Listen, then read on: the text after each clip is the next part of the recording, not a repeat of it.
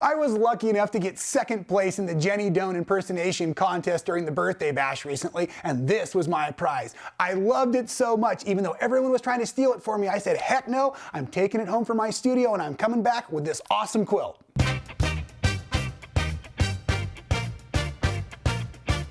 There's a lot going on within this quilt. Technically, it is simply a half-square triangle design, but when you look at it very carefully, it is a foundation string quilt or strip quilt, and I did it on foundation so I could piece it wonky and not have a lot of ripple, and then come back with some really fun free motion quilting that we'll talk about at the end of today's video. For this quilt, these are the supplies I used. This was a fat quarter bundle. Those of you new to quilting, fat quarters are not body parts, right? They're a unit of measure, 18 inches by 22 inches. And then we also need a neutral. Mine is a nuclear neutral to play on the Kaffe Fassett fabric line. And I used about 3 yards because it's in the entire quilt, not just the parts you're seeing. I will explain more as foundation coming soon. I want to talk briefly about Kaffe Fassett as a designer. An incredibly talented but unique individual in my opinion. His colors are fantastic, but for me, I was a little nervous working in his palette. So today's quilt, I actually used the bundle itself in its color order. So basically I took his recipe and I just expanded it so that I could work and learn from him. So thank you, Kaffe, for being an awesome designer. Thank you for letting me put my quilt together just like you designed your fabrics. Now, with those fat quarters, I opened them up. We're gonna do this for each piece of fabric. I ironed the creases out, and then I went ahead and I need to make 2-inch strips by the 18 inches, and you'll get 10 out of every fat quarter that you have. I usually stack about 5 at a time so that while I'm cutting my 2-inch strips, and you know, this is supposed to be a scrappy looking quilt. They don't have to be perfectly accurate. We're actually gonna piece a few of these in, kind of on the angle, kind of on the bias. So don't worry if they're not perfect. As a matter of fact, you'll see here, even one of these, I have the selvages that just kind of hung out with me. We're just gonna sew right past that. It won't be a problem at all. So back to your instructions.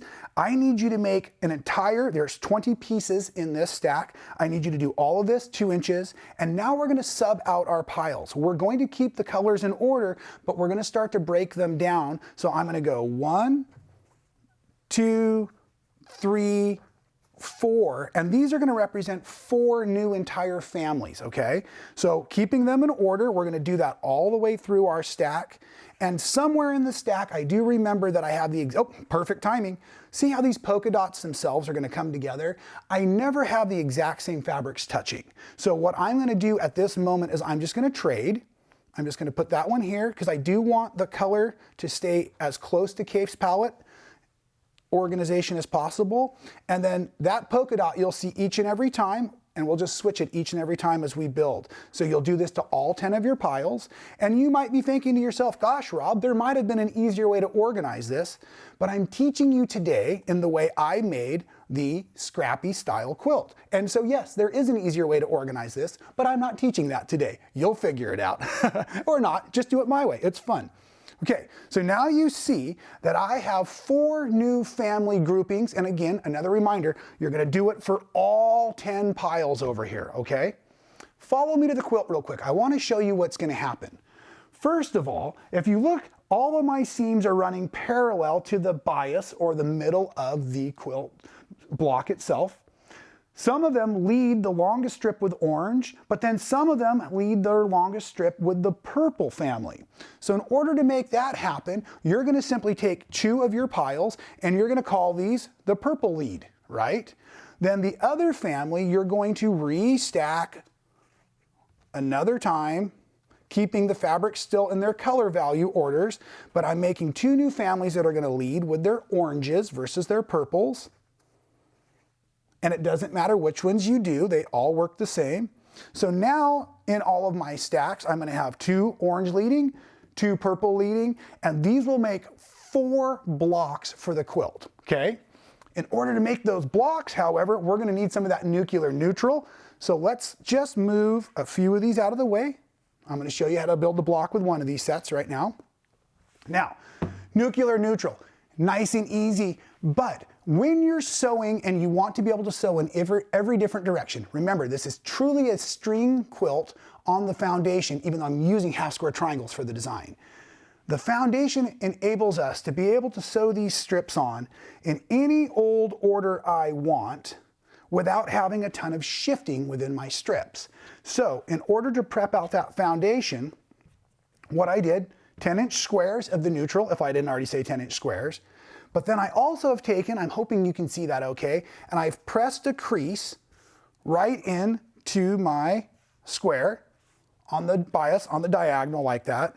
And then that's going to be my seam line. So I want my, what am I trying to say? I want my strip on the bumpy side or the peak side, and it's going to go right sides together.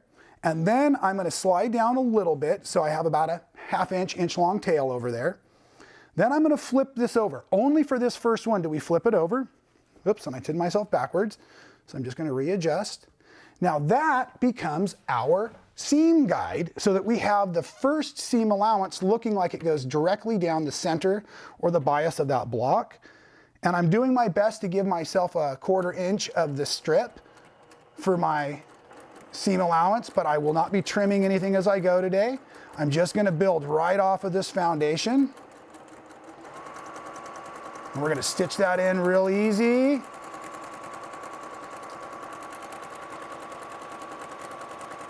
Okay.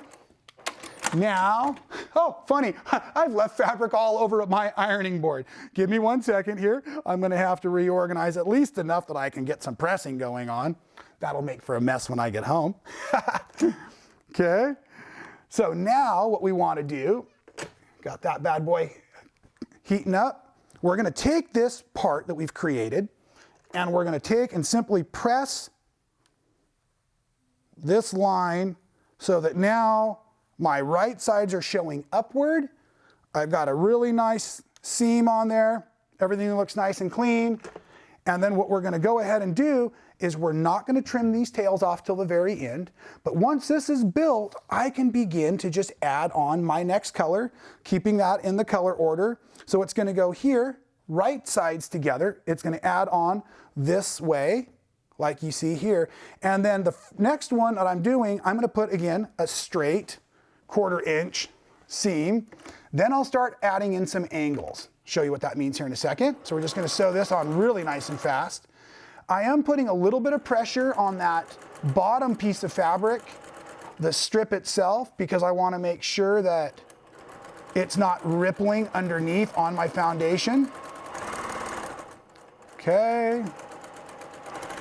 Coming in nice like this. We're going to press each one as we go.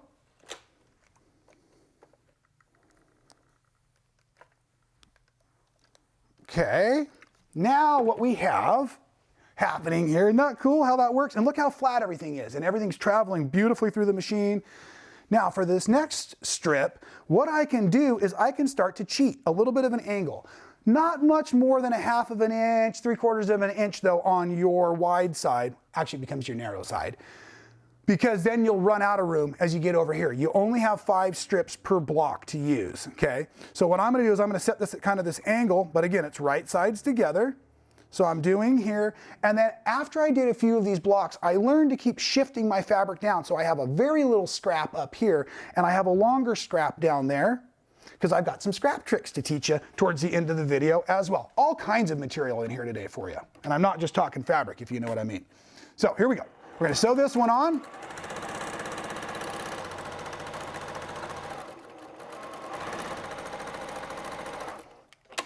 I'm not worrying about back stitching or anything like that. I'm just going right through.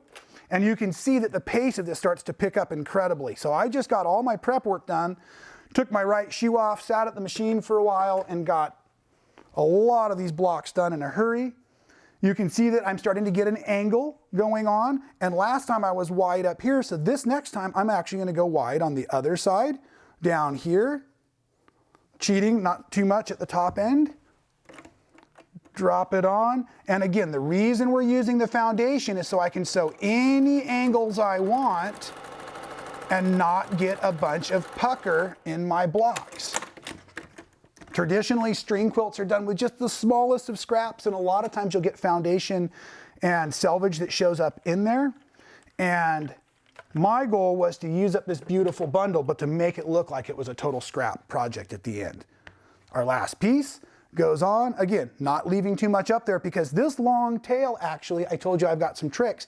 The long tails I actually save for a binding later on.